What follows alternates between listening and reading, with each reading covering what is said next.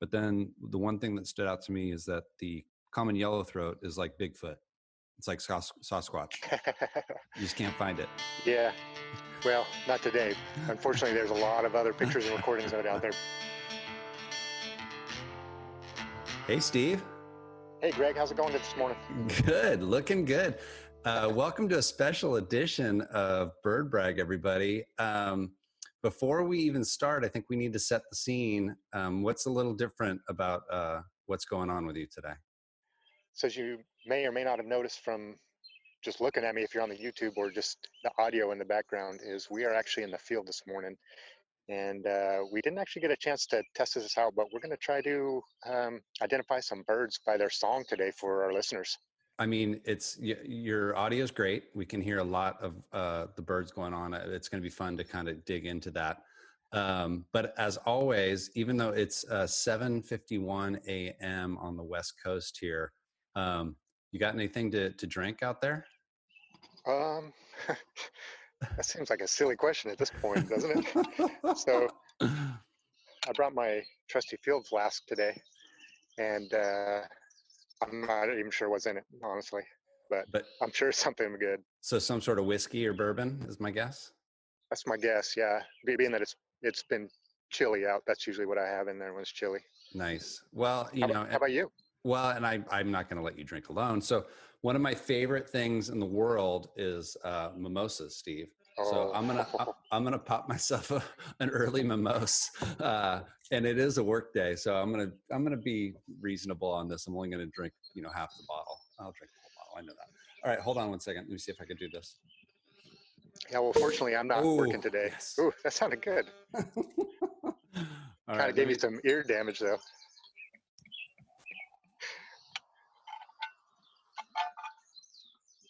I mean, this fits back into our ASMR whole thing again. We're really pushing the envelope. No, it's really good. So hold on. I'm sorry. I didn't pre-prepare my mimosa. So cheers. Cheers, Greg. All right. So on this special edition of BirdBrag, I'm guessing you don't have something pre-prepared. You're going to let those birds come to you today, or? Well, we're going to take a little walk. We're kind of in a riparian area that's bordered by some kind of more open seasonal wetland. Mm-hmm. And what we're going to try to do is walk along real quietly and listen for what we hear. You know, a lot of times, first starting out birding, it's pretty frustrating because it's hard to see birds. Like I'm gonna turn the camera around here to show you what I'm looking into. Cool.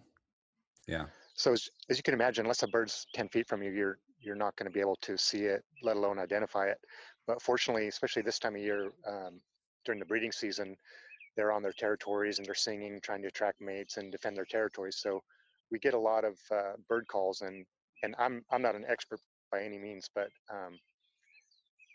they're readily identifiable by their bird sounds, which is good. So hopefully we're not talking too much to scare them all, but well, you can hear them right now. You definitely can hear them right now. And so I'm in San Diego, lovely Hillcrest. It's a beautiful morning. Where exactly are you? So I'm just south of downtown Sacramento right now, along the local creek in the area. And it's a place I like to come, and it doesn't get too much foot traffic, so it's kind of nice, but it's just a real neat area to be in. And we're literally 10 minutes from downtown Sacramento. It's pretty amazing, even in people's neighborhoods, but especially if you get just a little bit out of the city, there's some pretty neat birding areas. You know, the American River Parkway is kind of a gem in Sacramento County, and it's got great birding opportunities too for people that live in the city. Oh, it's one of the things I talk about all the time, and people all over, and especially San Diego, they can be pretty snobby, and this is a wonderful area, but I don't think a lot of people realize just how amazing the Sacramento region is. And like when you talk about the American River Parkway, and I live right off the American River, and right there, and it's pretty magical. All right, well, I'm going to hand it back to you to describe some of what's going on, and you lead the way. Okay. So right now I can hear several birds. I'm hearing robins, song sparrows, house wrens, brown-headed cowbirds, Wilson's warbler.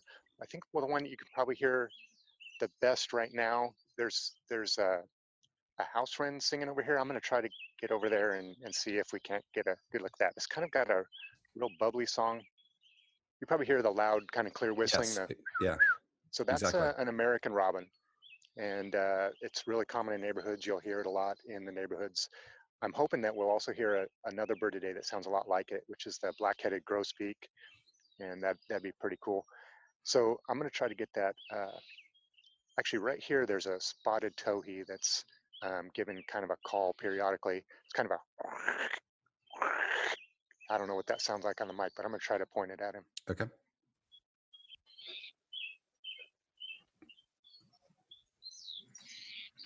Okay, let's move on up a little bit. I think we've been talking here so long that we might have quieted the birds down, but there's a Well, house wren here. I'm still going to try to so get. as you get close, they'll get quieter sometimes. They get a little protective and not want to.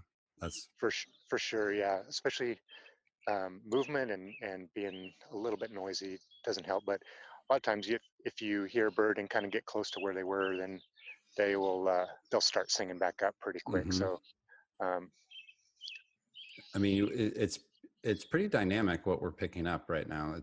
There's a lot going on, and I wouldn't be able to distinguish between them. But I think that getting away, and again, only 10 minutes from downtown, and you think of Sacramento as being a big town, you just feel, it's such a different vibe of part of the world.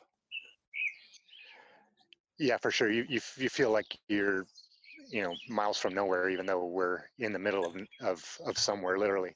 But you were talking about all the noises and picking them up, and it's pretty frustrating when you're first starting to learn the bird songs. I was thinking about it this morning, and I was kind of equating it to, like, if you're listening to a symphony orchestra and you're just trying to learn the instruments.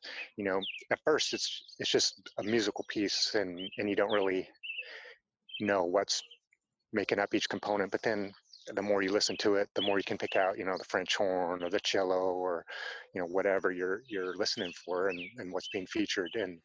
And once you start to learn to pick those out, it becomes a lot easier. And so it just kind of becomes second nature. It's almost like you can recognize people by their voice, and people that are really good at it, they can hear just every little chip and peep and know what it is. It's pretty impressive. So when you're, how often do you go out and do, birding like this, would you say? I mean, it's your job. You're out in the field a lot. Right. I'm out in the field a lot, but I don't get to just bird most of the time. We do some bird surveys, periodically during the breeding season. But most of my birding at work is just kind of ancillary to other work activities. So you're not always focused on it, but um, I will go out on the weekends and try to go to new areas and things like that and listen for birds. Will you bring a camera? How are you cataloging? Are you taking photos? Are you just mentally doing an inventory? Like, what's your process when you're out? Yeah, so if I'm just out kind of recreationally birding, I kind of try to keep it tallies in my head, and then enter. I use eBird, which is a really great app that it's one of the largest citizen science databases in the world, and people all over the world enter their sightings in, and there's a little bit of a review process, so you don't get super weird sightings in places they shouldn't be unless they're verified by people in the field. But so I'll usually just kind of keep a mental tabulation and then put it in at the end of a fairly short stretches, so that you don't forget too much. But if you're doing like scientific research, you typically have like a clipboard or something like that, and put tallies in for the species that you're expecting to see out there. Um, it's nice to have a camera, so that if you do see something rare, you're ready to record it. A lot of times people want background supporting evidence to prove if it's a rare sighting. But I'm unfortunately between cameras right now, so I take most of my pictures with my phone through my binoculars, which can be difficult at best. Yeah, it's still pretty cool that you could take this computer in your pocket and be able to catalog it that way. And our good friends at eBird, we got to give a shout out to. That was we know that was one of the first parts. One of our inspirations behind BirdBrag was eBird. Yeah, definitely. I think I was nerding out to you about how amazing eBird is and what people use it for and how they use it, and that's when you're like, oh yeah, it's a way for bird watchers, bird nerds to brag to each other. I mean, this could have been called Bird Nerd, but we went with BirdBrag instead. So I'm sure bird nerds taken, right? oh, I gotta imagine. All right, so we got kind of quiet all of a sudden, Yeah. like, but every once in a while I can hear something. So I'm gonna speed up a little bit. It did get quiet, and unfortunately that happens sometimes. But I think if I get a little bit away here, we might be able to pick something else up. Hopefully they'll pick back up. so say that again. You heard a what? An ash-throated flycatcher and a wren-tit. Okay. No, and normally, like in this particular area, you can't shut them up, but of course it's being quiet right now. Yeah, that's Murphy's law, of course, as we're out in the Yeah. field. But it looks like a beautiful day out there. What do you're wearing a light coat, so it's we're in May in Sacramento, and what's amazing about this region is there'll be 40-degree, 50-degree temperature shifts sometimes in there, where you could get down in the 50s and then up to the hundreds. And what's it going to be? What's it like right now? What's going to be in Sacramento today? I would guess it's probably in the where I am. I guess it's probably in the upper 50s, low 60s. So it's pretty ideal temperature for a field biologist. We have some Michigan listeners, and I was thinking about that this morning too. Is like, could you imagine being a field biologist in Michigan or Minnesota, and braving the elements every day like that, trying to record birds and things like that, and sleet and snowstorms, and it's really not a bad place to work here. Yeah, no, beautiful. Okay, looks beautiful. All right. I can hear a wren tit behind me. I'm gonna try to do it so it kind of goes like this. So if you want to listen for that now, I'm gonna turn around.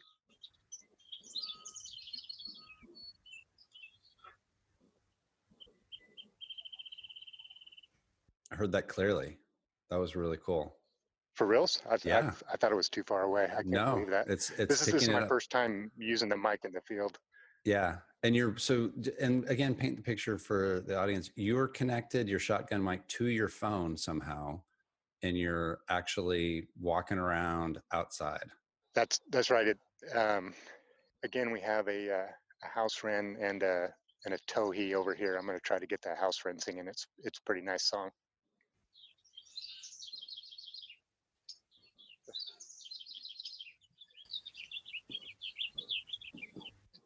Yeah. Okay, cool. I hear a blue.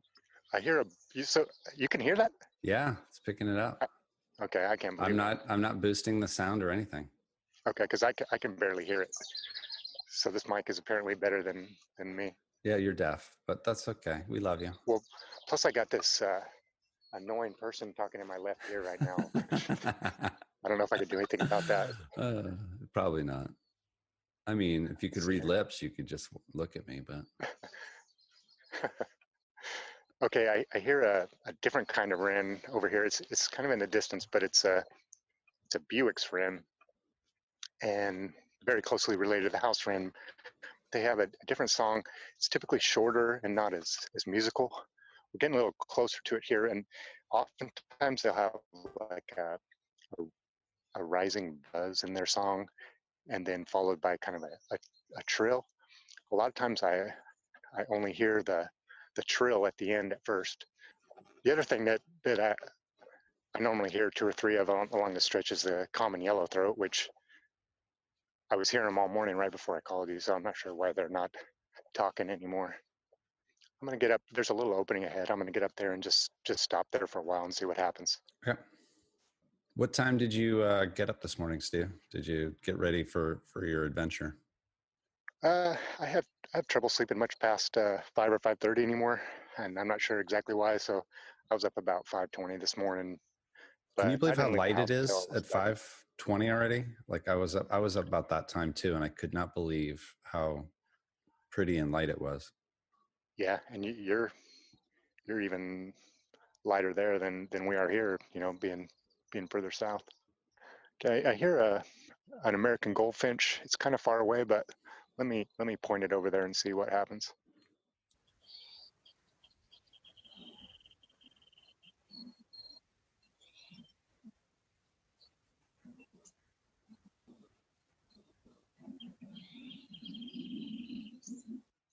So I can hear that. It's I like can't. a little. It's like a little rattle. Is what I just like heard. It was. I don't even know how to explain it. Okay, I'm not sure. I did not hear the goldfinch that I was listening for. I'm not. There was other birds calling, although it's still really quiet. I heard an ash-throated flycatcher, but again, pretty far away. Let me go up a little further here. Okay. Okay, I hear a song sparrow that's pretty close. I think we'll be able to get.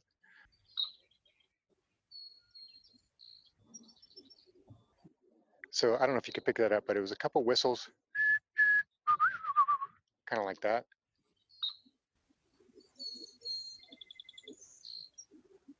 Okay, so there we had two things going on. I don't know if you heard the kind of sharp whistle at the Mm-hmm. beginning. Mm-hmm. So that was actually Anna's hummingbird, and it was. We talked a little bit in an earlier episode about them using their tail feathers to Mm-hmm. make a noise at the end of her dive. That's what that noise is. And then I don't know if right after that first sharp whistle, if you could hear the song sparrow or not. It was a little distant, but let me see if I can get a little closer, and we can get that Anna's. I actually hear the Anna's hummingbird singing now. It's just kind of a real soft, buzzy song. So let's see if we can get both of those going on.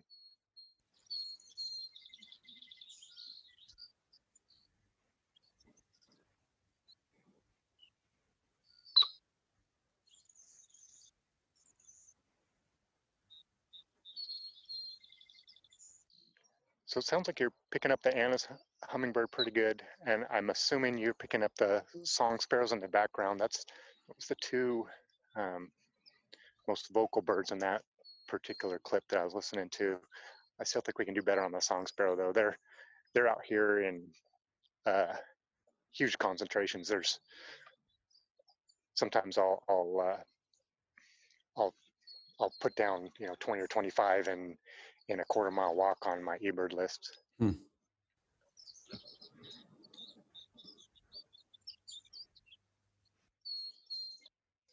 Okay, I have a pretty vocal song sparrow up here. I'm going to just point it towards him for a little bit.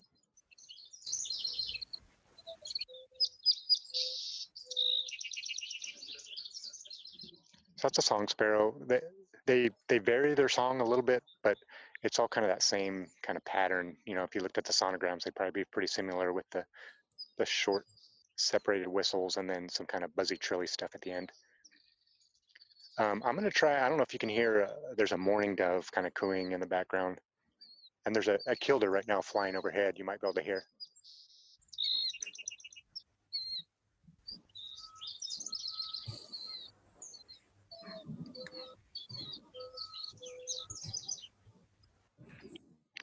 I don't know if you could hear that cooing. It's kind of a.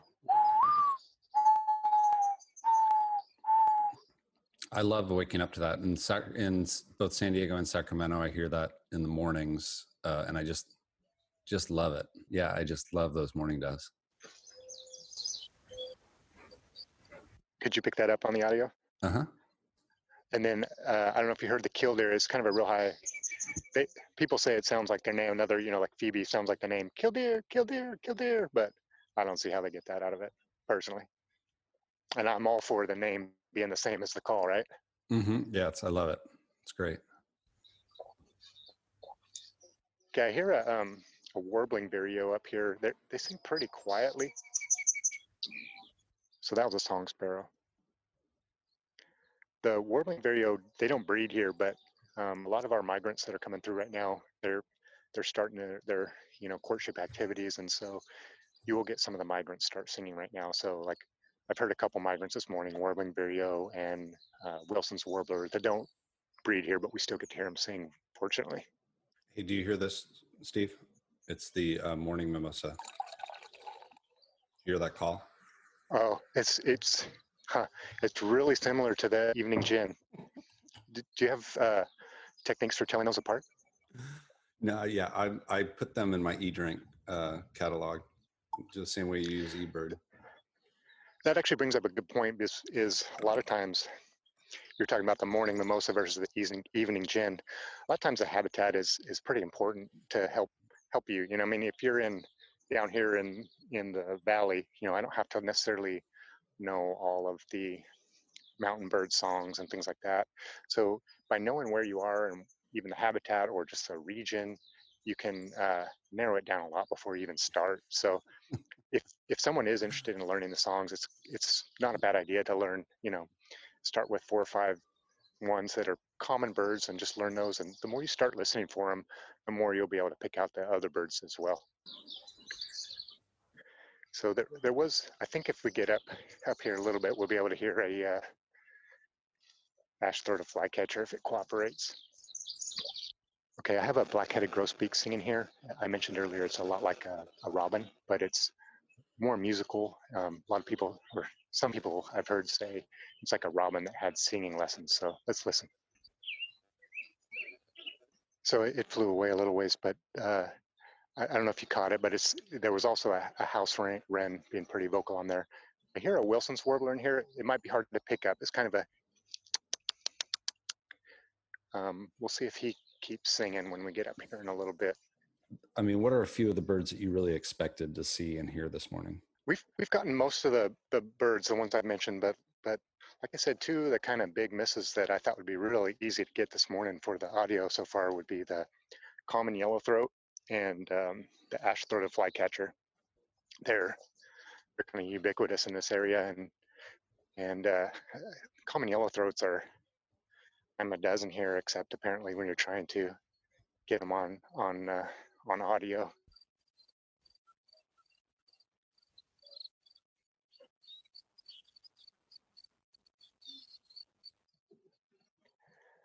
So again, not sure what the mic's picking up, but I can hear a distant Nettles woodpecker. I can hear tree swallows, a distant song sparrow. Hopefully that yellowthroat will start talking again.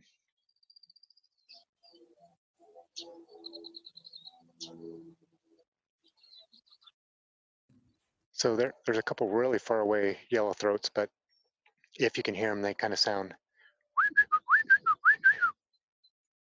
Most of what I'm hearing right now are song sparrows, though.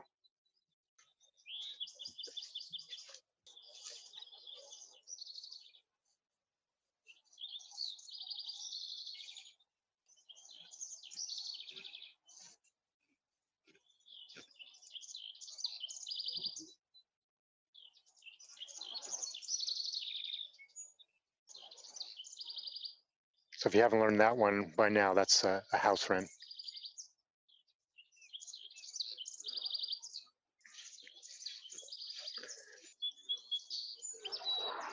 There's a lot of song sparrows talking in this field. I don't know if you could hear that. That's a Buick wren that we were trying to get earlier, but I think it's a little closer. All right, Steve. I normally do Greg's 5, but I'm going to do Greg's 30 seconds and just talk about Sacramento again for a quick second about kind of, you know, some people don't realize what a special place in the world it is. And, you know, it's beautiful. It's like a little Midwest town that got dropped in the middle of California, right? Just really cool. So that was it. All right. What did we learn today? We learned here. I'm gonna name some of the birds that you talked to us about: the house wren, the American robin, the American goldfinch, the song sparrow, Anna's hummingbird, mourning doves, killdeers, tree swallows. But then the one thing that stood out to me is that the common yellowthroat is like Bigfoot. It's like Sasquatch. You just can't find it. Yeah. Well, not today. Unfortunately, there's a lot of other pictures and recordings of it out there. Man, Well, I look forward to doing this again. Oh yeah, go ahead. It's just like 2 hours to the beach, 2 hours to the top Yeah. of the Sierra. I mean, you can't beat it. No, it's amazing. All right, buddy. Well, be safe out there. Don't let the killdeers get you. You kind of scared me a little bit with that Bigfoot talk, so I'll try. All right, man. I'll talk to you soon. All right, have a good one and good luck in studio on this one. Thanks, buddy.